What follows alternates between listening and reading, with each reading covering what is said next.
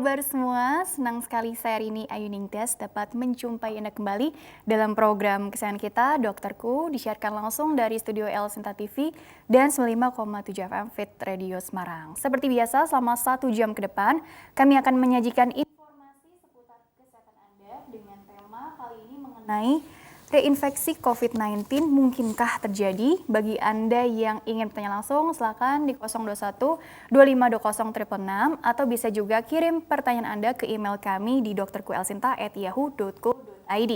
Hari ini pemirsa, kita kehadiran dengan Dr. Desilia Atikawati SPP. Beliau adalah dokter spesialis paru dari Bethsaida Hospitals.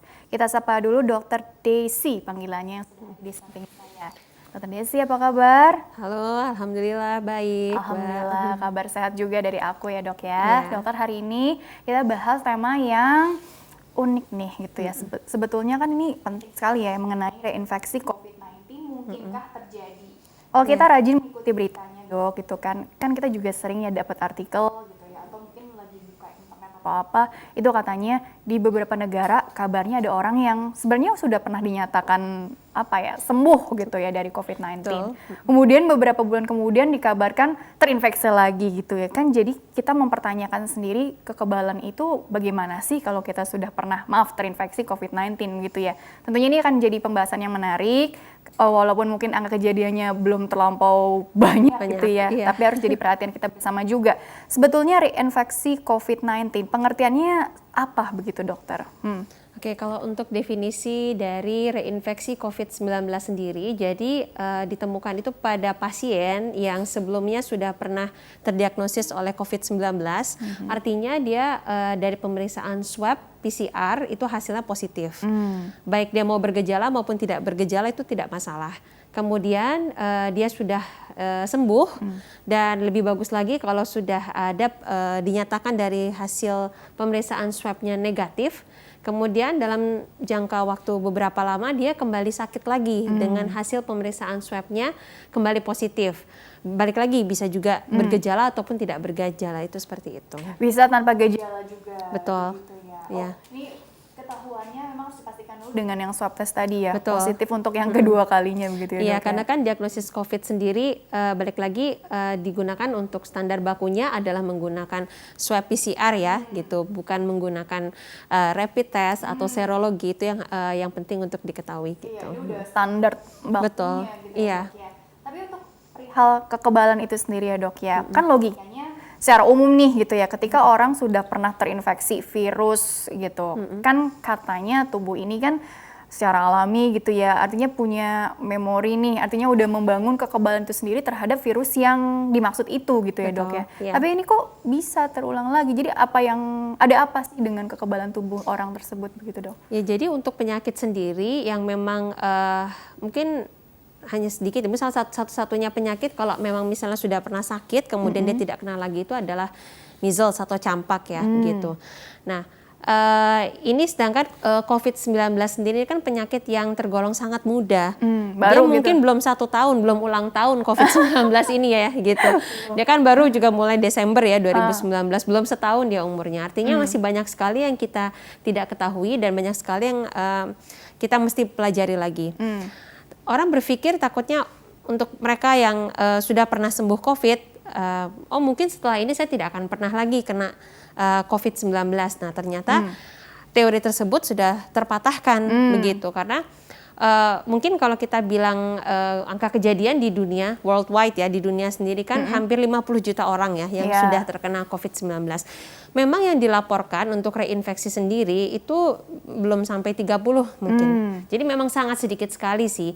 Apakah itu memang sedikit karena memang sedikit atau mungkin masih banyak yang belum terlaporkan, kita tidak tahu. Oh, belum terlaporkan juga bisa jadi. Mungkin saja gitu kan, karena untuk mendiagnosis yakin ini sebagai suatu reinfeksi, infeksi ulang, itu harus ada pemeriksaan khusus. Artinya dari infeksi yang pertama dibandingkan yang kedua ini virusnya ada perbedaan.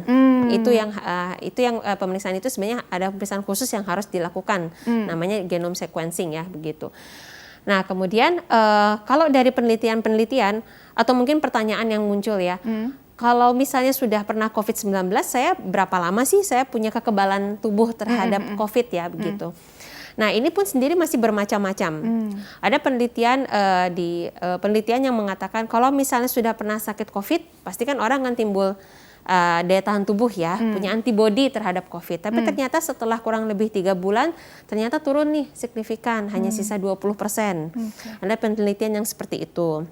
Ada juga penelitian lain, kalau misalnya dia itu sakit COVID, tubuh ini udah punya memori nih, bahwa dia sudah punya pengingat kalau dia sudah pernah sakit COVID. Nah, itu ada penelitian yang mengatakan hanya bertahan kurang lebih hanya 6 bulan. Nah, jadi kalau misalnya sudah turun, artinya kemungkinan untuk sakit itu mungkin saja terjadi. Setelah 6 bulan.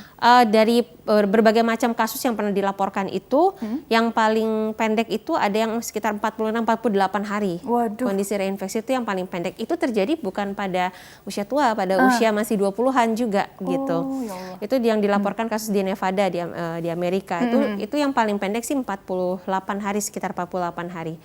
Gitu. Tapi kalau untuk virusnya sendiri tadi kan dibandingkan ya dok ya, pada saat yang terinfeksi yang pertama dan yang kedua ada bedanya atau enggak? Maksudnya ini virusnya ini semakin apa begitu artinya, atau mungkin beda apa ya istilahnya? Ya mungkin ada perbedaan kan sebenarnya juga strain ya, atau jenis dari virus COVID sendiri kan juga ada banyak macamnya ya. Jadi kalau di dunia itu ada datanya, kalau dari pemeriksaan swab itu jenis virusnya ini strainnya apa saja itu kan ada macam-macam begitu. Nah, itu antara yang pertama dan yang kedua itu ada perbedaannya gitu, bukan dari jenis virus yang sama. Itu baru disebut dengan reinfeksi, itu seperti itu. Oh, jadi kekebalannya mungkin yang untuk yang jenis yang pertama waktu itu dia udah terbangun, tapi yang kedua bisa aja belum gitu. Sesuatu yang baru lagi untuk tubuhnya. Iya, jadi ada virus yang berbeda gitu, seperti itu. Oke, nah ini kan tadi dilaporkan juga, ini kan di beberapa negara di luar ya dok ya. Kalau untuk di Indonesia sendiri kan kita belum tahu, karena juga istilahnya kan mudah-mudahan sih nggak ada. Tapi bagaimana kita nggak tahu ya dok ya, karena kan ini kan baru juga, masih dalam tahap banyak penelitian juga. Tapi sebenarnya begini dok, ketika kita ini terinfeksi ulang gitu ya dok, yang membahayakan itu seperti apa? Karena kan istilahnya apakah untuk kedepannya treatmentnya juga akan jadi semakin sulit, dan ini tadi kan kabarnya juga kasusnya anak muda juga gitu. Betul, ya dok ya. Iya. Sebenarnya kalau kita ngeliat data di luar ya, karena kan Indonesia kita belum punya data ya. Iya sih. Kalau untuk data-data yang pelaporan di luar, itu memang kebanyakan mungkin hampir semua yang mengalami reinfeksi atau infeksi ulang itu yang pertama kali sakitnya itu tidak bergejala atau ringan justru. Nah, kemudian untuk data-data awalnya ternyata ketika dia mengalami reinfeksi atau sakit ulang, ternyata gejalanya itu ringan juga gitu. Ada yang tidak bergejala, ada yang ringan. Tapi sayangnya ditemukan sudah ada 2 kasus yang justru minimal 2 kasus ya gitu ya. Persisnya saya tidak hafal. Minimal ada 2 kasus di mana infeksi keduanya itu ternyata lebih berat. Bahkan sudah ada dilaporkan di Belanda itu ada 1 pasien, memang sih usianya dia sudah hampir 90 tahun ya. Itu yang meninggal setelah reinfeksi. Jadi mengapa ya kok ada yang reinfeksi setelah misalnya sakit COVID kembali setelah sembuh, itu ada yang ringan, ada yang tidak bergejala, ada yang lebih berat. Nah, ini yang masih kita belum tahu persis apa ya jawabannya mengapa seperti itu begitu. Karena masih banyak yang harus diteliti begitu. Iya. Tapi yang kalau untuk dugaan ini ya, sering apa sih penyakit yang memang nih komorbidnya banyak gitu ya. Artinya terlepas dari dia usia tua ataupun usia muda, atau mungkin lifestyle-nya dia sehari-hari pada saat dia sudah dinyatakan sembuh, atau mungkin dia ya kita nggak tahu juga ya dok ya, apakah mungkin dia sudah menjalankan yang protokol kesehatannya juga atau apa. Iya, tapi pada prinsipnya kalau dilihat dari background dari contoh-contoh kasus yang ada itu, apa lebih ke komorbidnya tadi yang berperan, atau memang masih apa ya, misteri juga gitu, artinya masih kebanyakan pasiennya justru imunitasnya yang baik-baik saja ya, atau imunokompeten ya. Jadi dia bukan yang punya banyak komorbid, ada yang punya komorbid asma contohnya, tapi yang enggak juga banyak juga yang tidak sebetulnya gitu. Agak unik juga begitu ya dok. Betul, memang ada unik juga gitu. Bahkan juga ada juga satu artikel juga yang bilang kalau pasien itu misalnya sakit pertamanya itu COVID-nya masuk yang berat, justru kemungkinan dia mengalami infeksi ulangnya itu rendah. gitu, karena kebanyakan yang awal-awalnya hanya tidak bergejala atau sakit ringan saja yang mengalami reinfeksi begitu. Apakah itu nanti berhubungan, mungkin kalau COVID-nya berat pada saat awal, berarti untuk daya tahan tubuhnya dia kan menghasilkan lebih banyak, mungkin saja seperti itu, tapi ya kita belum tahu juga nanti perkembangan selanjutnya bagaimana gitu. Tapi yang tadi di awal nih bisa aja ringan, yang kedua ini apa ya, intinya apakah mungkin jadi ada kemungkinan untuk lebih ada komplikasi yang jauh lebih berat? Ada.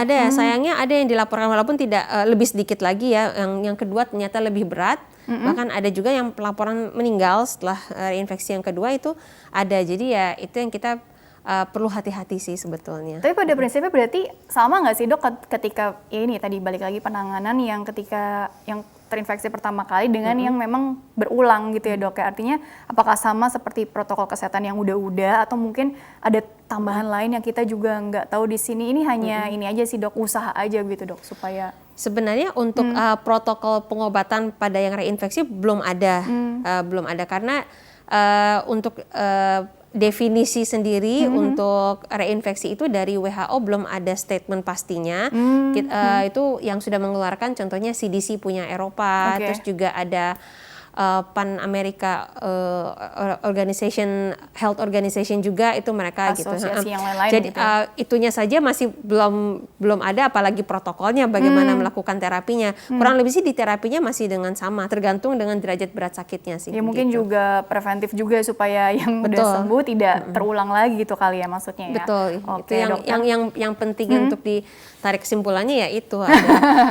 Ya artinya walaupun sudah sembuh juga bukan berarti udah bisa nih nggak melakukan protokol kesehatan, itu tidak seperti itu. Gitu. Karena dianggapnya udah kuat gitu ya, udah Iya, kembang. Nggak begitu betul. juga ternyata Nggak ya. begitu juga ternyata. Oke, ya. baik dokter, kita jeda dulu sebentar ya. Nanti dilanjutkan di segmen selanjutnya ya.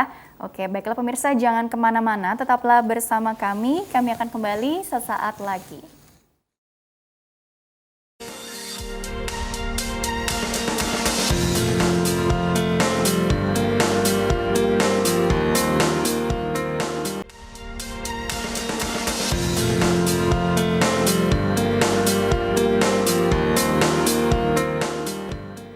Ya pemirsa, terima kasih Anda masih bersama kami di program Dokterku, masih membahas mengenai reinfeksi COVID-19 mungkinkah terjadi bersama dengan Dr. Desi Lia Atikawati SPP. Beliau adalah dokter spesialis paru dari Bethesda Hospitals. Bagi Anda yang ingin bertanya silakan di 021 2520 atau kirim pertanyaan Anda secara detail ke email kami di dokterkuelsinta@yahoo.co.id. Dan Dr. Desi lanjutkan kembali ya dok ya. Jadi kan supaya tidak terkena gitu ya dok ya, karena ini kan lagi di masa pandemi COVID-19 yang kita nggak tahu sampai kapan gitu ya dok ya. Mudah-mudahan cepat berlalu, tapi ya berdoa sih dan berusaha juga tentunya. Apalagi kan dengar-dengar kan peak dari gelombang 1 juga masih belum jelas ya. Ini sampai kapan titiknya nih? Pelan-pelan gitu kan, kalau ngeliat kayak wave-nya di Indonesia itu kan naiknya dikit-dikit kayak gitu, nggak tahu nih puncaknya kapan.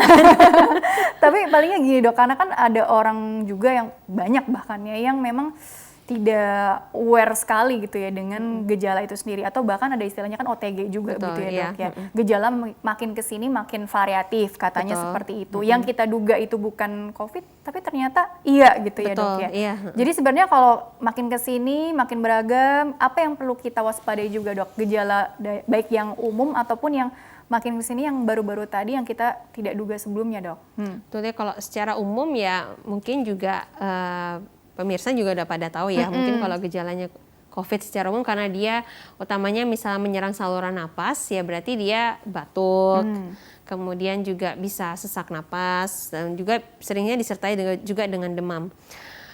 Tapi kenyataannya kalau kita ada di lapangan langsung, kita bertemu dengan pasien-pasien tersebut, memang gejalanya bervariasi sekali. Tidak harus pasien itu demam, bisa saja dia cuma punya riwayat demam atau pasien tidak merasa demam, itu pun juga bisa. Kemudian tidak jarang juga pasien datang ke rumah sakit sebenarnya keluhan utamanya itu bukan gangguan pernapasan, tapi dia gangguan pencernaan, misalnya mual, muntah, atau diare, itu pun juga sering kita temukan seperti itu. Iya. Lalu juga ada juga gejala yang sekarang ini menjadi gejala yang cukup khas juga dari COVID itu sendiri adalah hilangnya indera penciuman ya, atau coba ditahan dulu anosmia. Sebentar ya dok ya. Ini disapa dulu, ada suara telepon masuk. Oke, halo, dengan siapa di mana? Ya, selamat pagi Mbak Rini. Selamat Iya. pagi dokter. Silakan Pagi. Ibu, usianya, nama, usia, tempat tinggal, langsung Ya, kenalan dengan dokter Ibu ya. Ani, Mm-mm. Kebon Jeruk, 60 usianya. Oke, silakan pertanyaannya langsung ya Bu. Ya, ini dok kan kalau kena COVID itu salah satu kan nanti kena pneumonia ya. Nah Oke. itu untuk sekarang ini kita aman sih, sehat. Mm-mm. Cuma saya mau tanya kalau vaksin untuk pneumonia Mm-mm. itu kan harus sehat ya pasti. Oke ya. Mm-mm. Nah itu Fit. ke dokter apa gitu, ke dokter spesialis atau ke dokter umum untuk Oh. minta vaksin pneumonia gitu. Terus katanya bisa digabung dengan influenza ya. Oh, Ibu ada Iya. keluhan atau dokter ada yang ditanyakan dulu pada Ibu Ani, silakan. Enggak, ini ceritanya Ibu sedang sakit atau Tidak. bagaimana? Oh, tidak ya Bu ya. Sehat, cuma ingin vaksin gitu. Ya. Jadi harus ke dokter mana gitu, ke dokter spesialis atau Oh iya. Oke. Oke, intinya ingin vaksin Ingin pneumonia. vaksin ya, Bu, ya. Influenza juga bisa dikombain juga nggak sih dok tadi ya? Bisa saja. Ya jadi sebetulnya kalau tadi kan pertanyaan Ibu awalnya adalah COVID bisa menyebabkan pneumonia ya atau kondisi infeksi pada paru. Betul bisa, tapi memang sebagian besar sih sebenarnya pasien tidak harus sampai mengalami pneumonia sebetulnya. Karena memang gejalanya banyak yang ringan, bahkan tidak bergejala. 80% gejalanya hanya ringan atau tidak bergejala. Iya. Jika mengalami pneumonia itu memang bisa, sudah mengalami infeksi paru bisa. Tapi sebetulnya kalau vaksin yang sudah ada sekarang gitu, vaksin pneumokokus ya, vaksin untuk pneumonia yang disebabkan oleh karena bakteri, ya, ini kan beda ya. Kalau COVID kan virus ya. Ini bakteri. Ini bakteri Streptococcus pneumonia. Itu sebenarnya untuk mencegah pneumonia karena bakteri, tidak ada hubungannya juga dengan COVID. Influenza juga sama, itu memang untuk virus influenza itu bisa-bisa saja jika mau dilakukan ya silakan, bisa saja datang ke rumah sakit dengan ada dokter spesialis paru, itu bisa-bisa saja.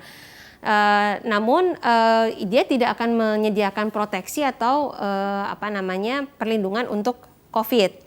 Memang COVID sendiri jika mengalami pneumonia itu bisa juga nantinya setelah pneumonia karena COVID, dia ditumpangi dengan infeksi bakteri, itu juga bisa. Ditumpangi. Jadi istilahnya. ada koinfeksi atau infeksi bersamaan antara virus dan juga bakteri, itu bisa terjadi. Dan memang itu salah satu faktor juga yang bisa memberatkan kondisi pasien yang COVID karena ada infeksi dari bakteri juga. Memang untuk vaksin pneumokokus atau pneumonia itu mungkin bisa memperingan infeksi paru karena bakterinya. Jadi harapannya kalau itu terjadi koinfeksi atau infeksi yang bersamaan, tidak terlalu berat karena ada perlindungan atau proteksi terhadap bakteri. Tapi tidak selalu yang terkena COVID itu komplikasinya si pneumonia. Pertama pneumonia ya yang dirawat di rumah sakit ya biasanya sudah mengalami pneumonia ya begitu.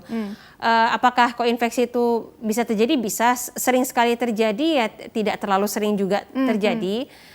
Tapi memang kalau terjadi bisa memperberat kondisi dari pneumonia atau kondisinya pasien sendiri.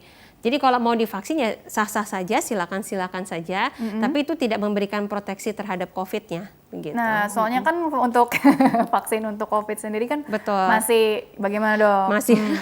Masih dalam fase uji klinis ya, gitu kebanyakan ya begitu. Jadi kita berharapnya sebetulnya kalau memang nanti akan digunakan untuk vaksin untuk COVID, mau dikeluarkan EUA ya sekarang ya istilahnya Emergency Use Authorization, jadi penggunaan emergency karena kita sedang dalam pandemi untuk vaksin. Se-emergency-emergensinya ya harapannya tetap saja kalau bisa memang uji klinis fase 3-nya diselesaikan supaya kita betul-betul yakin efektivitas dan keamanannya juga. Betul sekali. Karena kita kan juga tidak tahu, misalnya dia memang vaksin dari COVID bisa menimbulkan bisa efektif nih, bisa menyediakan proteksi untuk kita, tapi seberapa kuat, apakah proteksinya sama kuat dengan orang yang sudah pernah sakit COVID? Dan apakah juga bisa merangsang timbulnya memori atau daya ingat dari imunitas kita terhadap COVID? Karena itu penting sekali. Kalau itu tidak bisa terbentuk memori dari daya tahan tubuh kita sendiri ya, memori dari imunitas kita terhadap COVID, nanti kalau hanya antibodi saja ya virusnya tidak ada, setelah berapa bulan ya turun antibodinya seperti itu.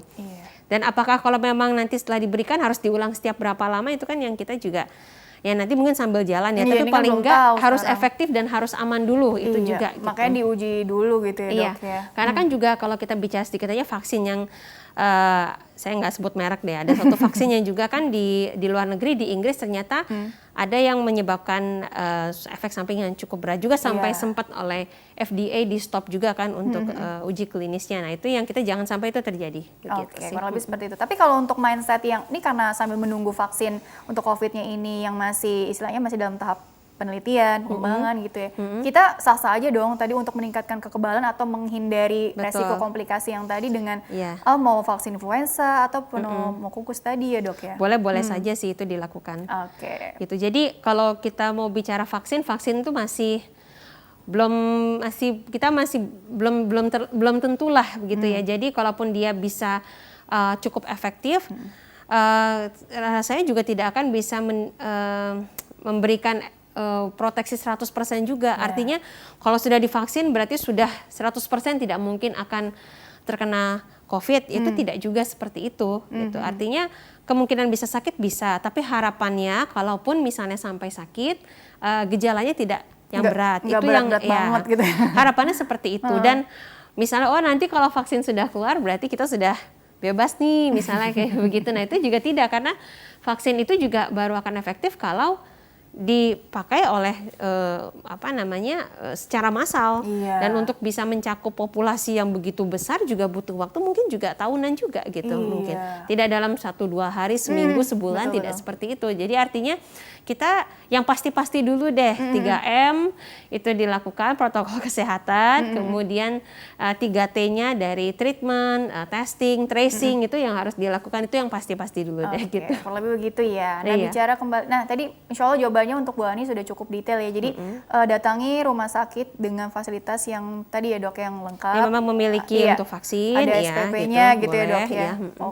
Oke, baik dokter, dilanjutkan kembali yang tadi gejalanya ya tadi ya. Diare, terus tadi sempat mention juga yang tidak bisa mencium sesuatu begitu. Jadi sebenarnya di bulan sekitar bulan apa ya, mungkin beberapa bulan yang lalu WHO juga ada merevisi juga tentang kriteria suspek atau pasien yang dicurigai COVID, dan juga ada istilah probable. Kalau probable tuh udah sangat mengarah ke COVID ya, di atasnya suspek. Nah ternyata orang itu kalau ada gejala hilang penciuman atau hilang indera rasa gitu, istilah di kedokterannya anosmia atau ageusia misalnya seperti itu ya, itu sudah masuk probable untuk COVID-nya sendiri gitu. Risiko COVID ternyata itu salah satu gejala yang cukup banyak ditemui, di atas 70% ternyata mengalami hilang penciuman. Nah itu yang juga harus hati-hati. Jadi walaupun mungkin tidak merasa pernah demam atau misalnya sesak atau bagaimana, tetap saja itu juga salah satu gejala yang harus diperhatikan juga.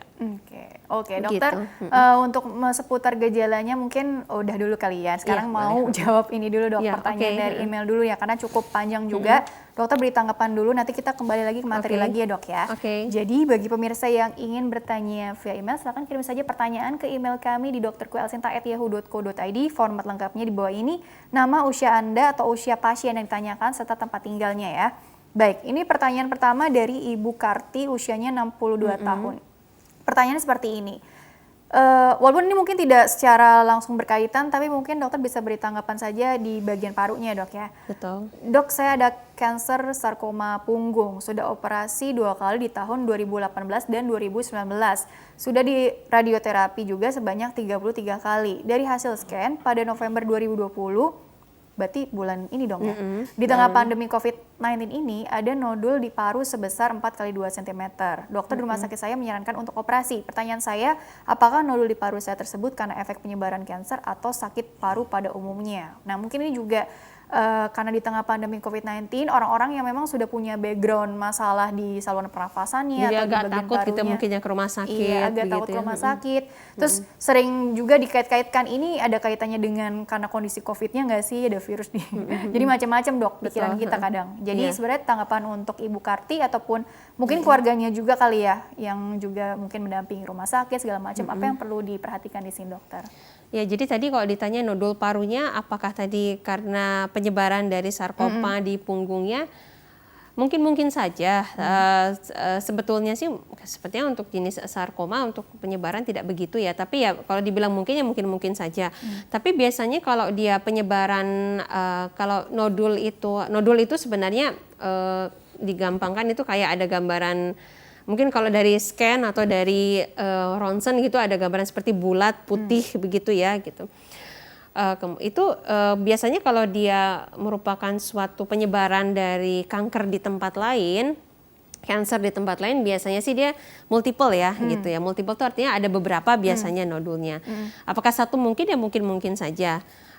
Ataukah mungkin itu ada sesuatu yang lain misalnya, itu pun juga mungkin. Jadi ya saya juga mungkin kurang tahu histori lengkapnya dan pemeriksaan lengkapnya pasien ya begitu.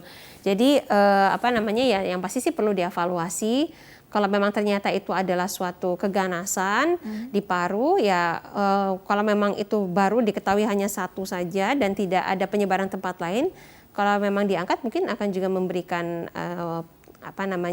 kemungkinan survival yang baik juga. Jadi sih kan seperti operasi itu. ya sarannya begitu ya. Tadi kan mau diangkat kan rencananya seperti itu. Iya, tapi balik lagi ya, saya juga mungkin tidak bisa memberikan terlalu banyak advice karena juga tidak tahu background pasien secara lengkapnya lagi gitu, ini kan pemeriksaannya, juga datanya gejalanya. sedikit sekali Betul, juga datanya ya dok sedikit ya. sekali begitu. Oke, tapi memang kalau untuk orang-orang yang tadi sudah ada riwayat penyakit atau mungkin apapun lah yang terkait dengan imunitasnya ini jadi jauh lebih drop, ini kan jadi jauh lebih was-was juga ya dok ya. Betul, memang harus hati-hati sekali ya gitu. Sebenarnya sih setiap rumah sakit ya itu pasti memiliki suatu protokol untuk bisa kan karena sekarang lagi pandemi ya gitu, kita kan sebisa mungkin kasarannya adalah kita punya protokol kalau ada pasien yang memiliki gejala mengarah ke arah COVID agar bisa dipisahkan dari pasien yang lain. Bukan tidak dilayani ya, semuanya pasti dilayani ya, itu yang harus tahu. Jadi kadang-kadang memang ada pasien yang takut dia nanti kalau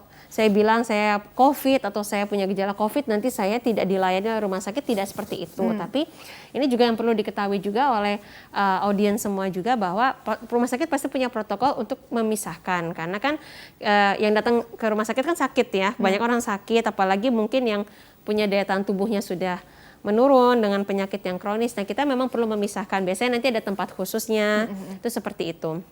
Tapi ya kalau kita mau jujur, ada sesempurna apapun ya pasti kalau orang tidak bergejala kan mungkin saja sih lolos saja itu dimanapun itu pun bisa. Jadi kalau memang perlu datang ke rumah sakit ya tadi ya protokol kesehatannya harus dijalankan dengan jaga jarak dan segala macam. Rumah sakit kan juga pasti untuk antri ada jaraknya, kemudian kursi juga ada jaraknya gitu. Jadi itu dikerjakan saja.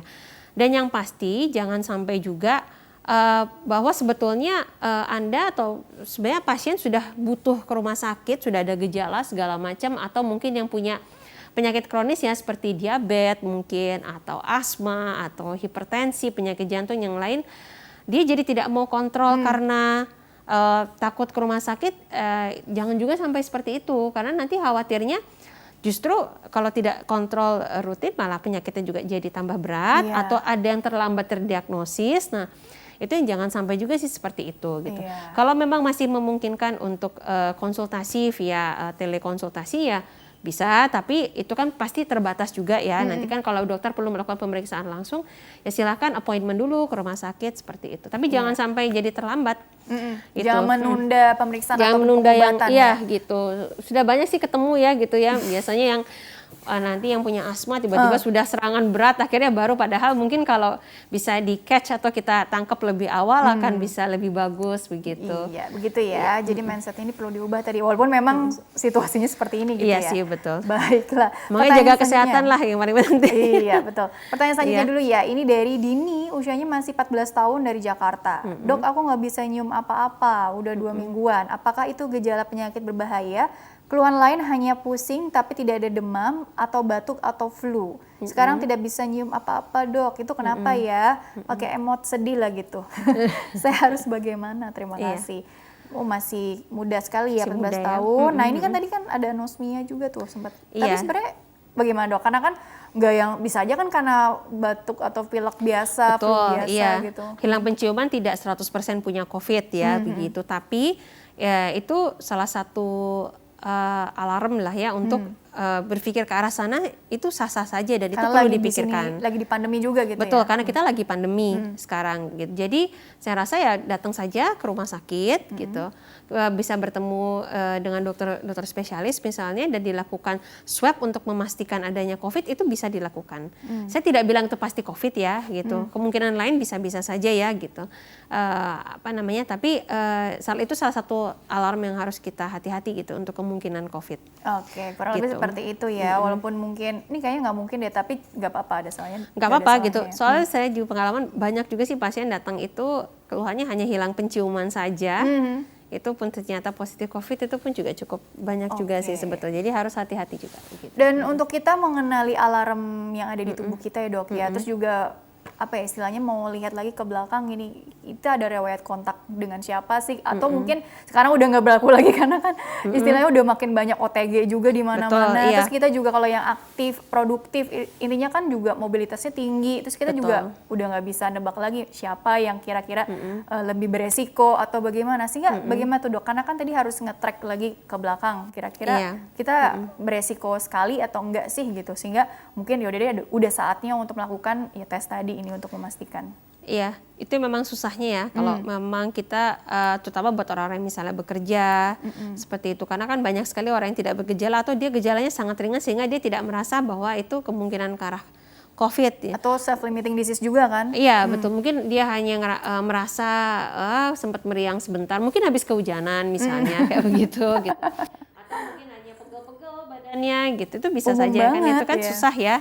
Begitu, jadi ya paling penting memang kita memaksimalkan daya tahan tubuh kita sendiri, makan makanan yang bergizi, suplementasi multivitamin silahkan, yang mengandung vitamin C, zinc, begitu, vitamin D itu silahkan jika mau dikonsumsi.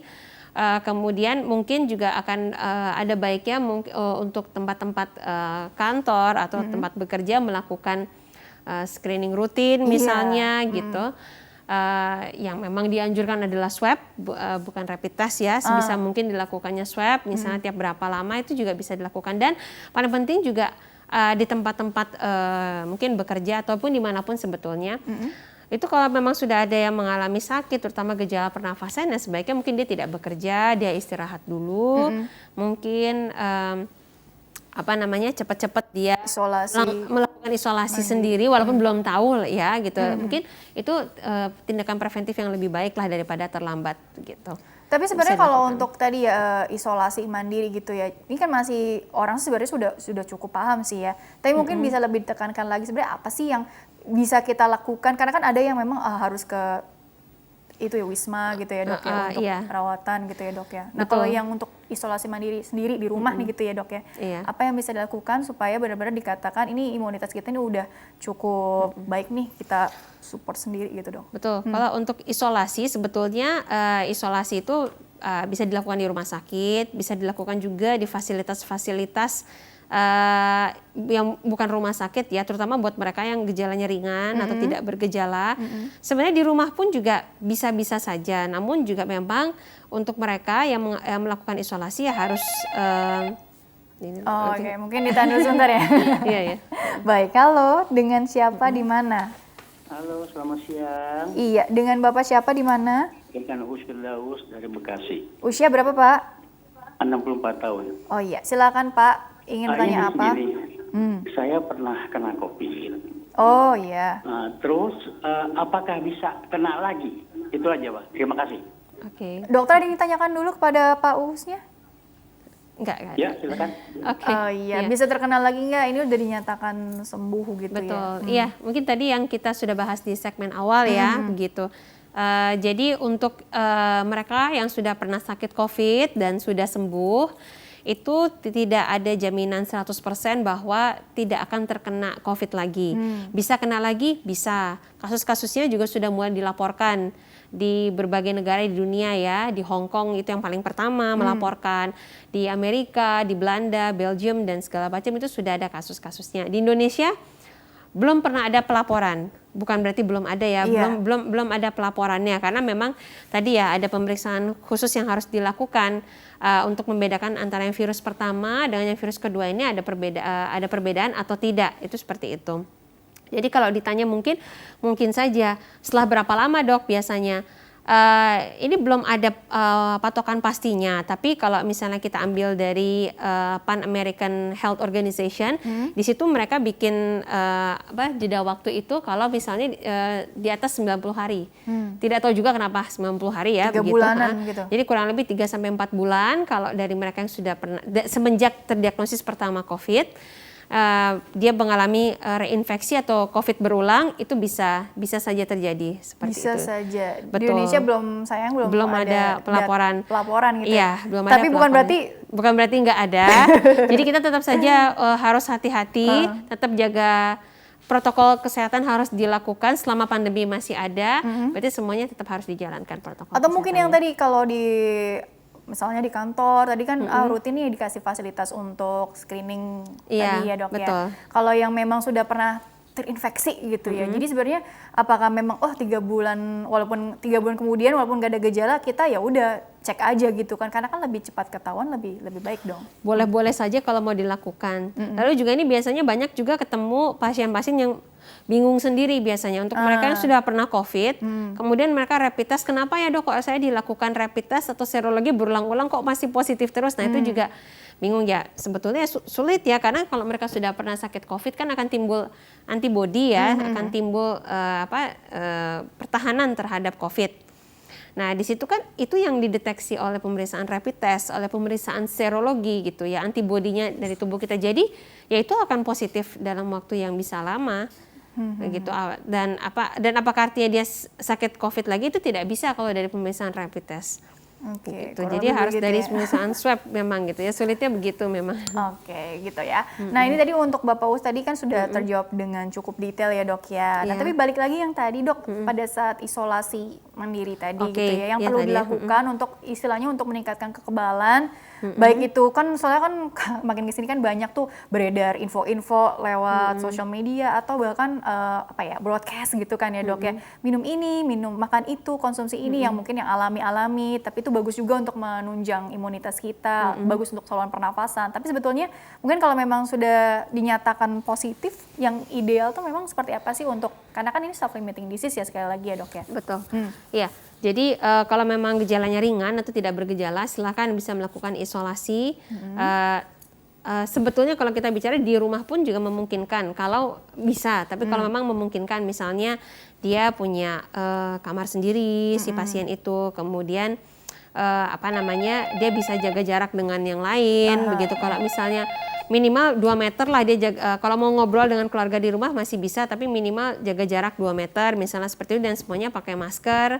Alat makannya sendiri seperti itu bisa saja dilakukan, tapi kan kadang antar daerah juga ada perbedaannya. Misalnya ada daerah mana nggak boleh nih isolasi mandiri di rumah, harus isolasi di mana, itu diikuti saja. Itu adalah usaha untuk mencegah terjadinya penyebaran. Baik, coba disapa dulu lagi ya. Halo. Halo, Dengan siapa di mana Ibu? dengan Via Mbak, Via, dari daerah mana? dari Tangsel, Usianya? 50. 50. Oke, pertanyaannya apa langsung saja ya kepada dokter. Oke. Iya, selamat pagi dok. Pagi Bu. Iya, saya mau menanyakan apakah ini salah satu gejala juga atau bukan untuk COVID ya? Karena sekitar sebulan, hampir 2 bulan lalu lah ya, saya tuh tiba-tiba memang tenggorokan sakit ya, serasa ada yang ganjel gitu, terus udah gitu telinganya pun sakit gitu dok ya, sampai serasa penuh, terus akhirnya keluar darah tuh memang sempat dari telinga gitu dok.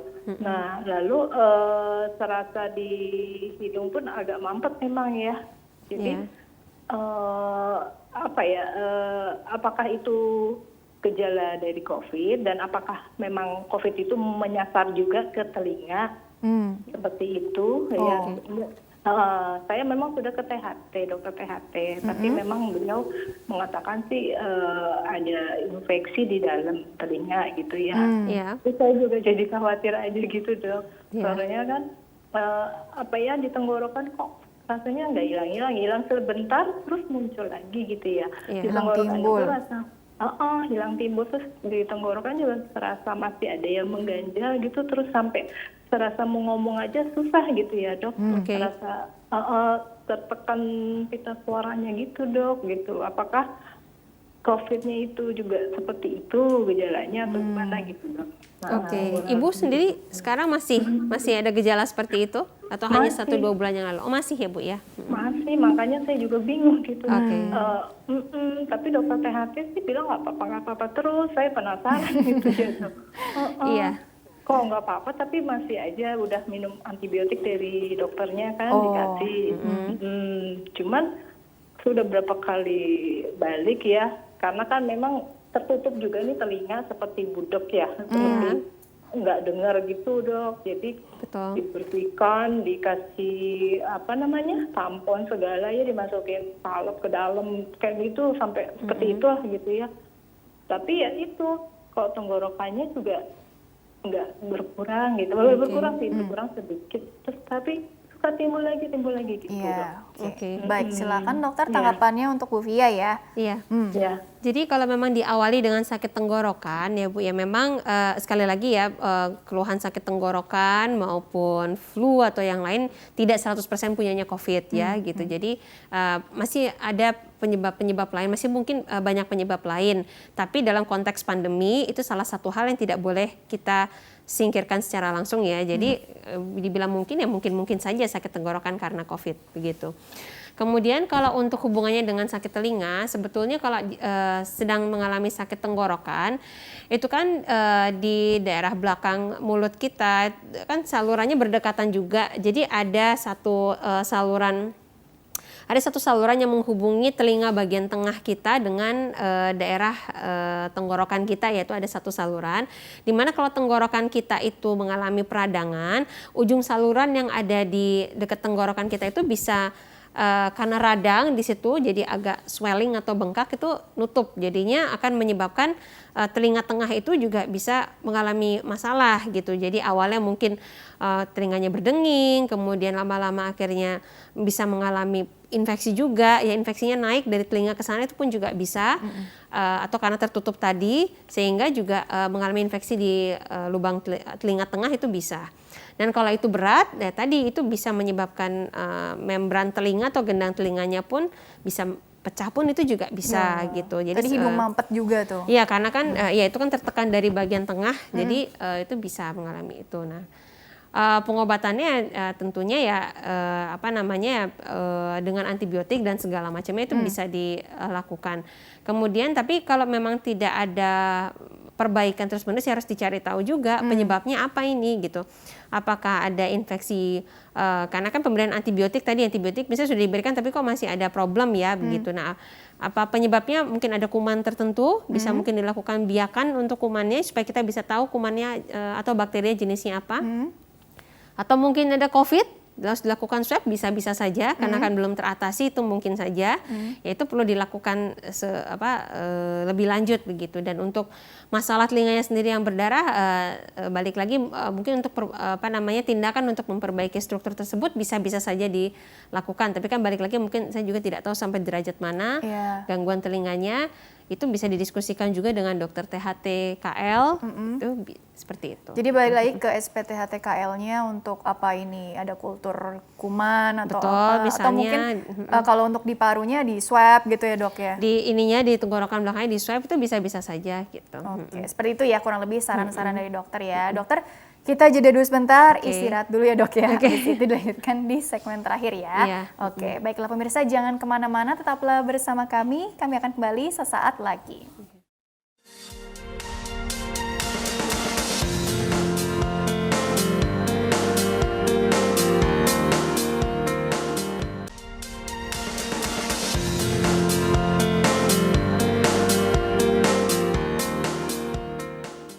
pemirsa, terima kasih Anda masih bersama kami di program Dokterku. Masih membahas mengenai reinfeksi COVID-19 mungkinkah terjadi bersama dengan Dr. Desilia Atikawati SPP, dokter spesialis paru dari Bethesda Hospitals. Dan dokter, dilanjutkan kembali Dr. Desi ya sebelum ke closing statement mengenai satu pertanyaan lagi nih dok yang sering juga ditanyakan, yaitu buat orang-orang yang sudah pernah terinfeksi sebelumnya, kemudian kan dinyatakan sembuh, alhamdulillah dong gitu ya. Tapi mungkin ada keperluan lain atau kepentingan lain, dia akhirnya periksa lagi gitu ya dok ya, screening lagi, dan ternyata kok hasilnya nggak berubah-ubah, selalu positif gitu ya. Apakah itu mungkin bisa dinyatakan belum sembuh sempurna, atau memang yang tadi sudah sempat disinggung, ada masalah apa sih sebetulnya, sehingga apa yang perlu dilakukan selanjutnya untuk mencegah hal-hal yang tidak kita inginkan tentunya dokter? Iya betul, ini yang suka bikin menjadi kegalauan pasien-pasien yang COVID ya, pasien COVID yang sudah sembuh.